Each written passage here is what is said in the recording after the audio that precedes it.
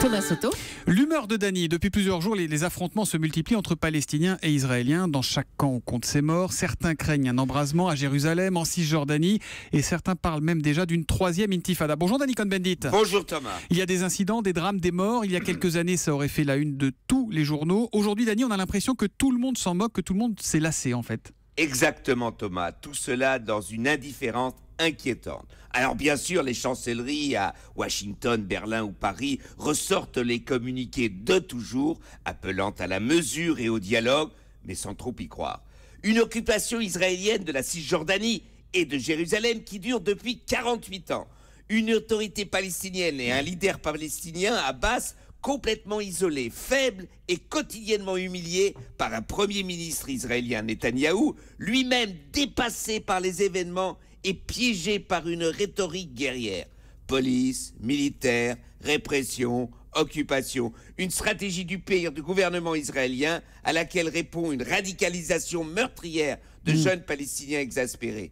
Et bien sûr, d'un côté comme de l'autre, c'est toujours la faute de l'autre. Mais Dany, il y a quand même un facteur particulièrement inquiétant et assez nouveau, c'est qu'on a le sentiment qu'on est passé d'une guerre de territoire en quelque sorte à une guerre de religion. Exactement Thomas. Les mouvements islamistes sont très actifs sur l'esplanade des mosquées à Jérusalem, tandis que des colons israéliens les plus intégristes provoquent quotidiennement les Palestiniens autour de leur mont du Temple. Ce qui est particulièrement inquiétant et dangereux, comme vous l'avez dit, c'est qu'après un combat pour un État, on en est à un affrontement qui devient une guerre de religion. Dieu contre Dieu. Alors des identités inconciliables qui considèrent la simple présence de l'autre autour de leur propre lieu saint comme insupportable.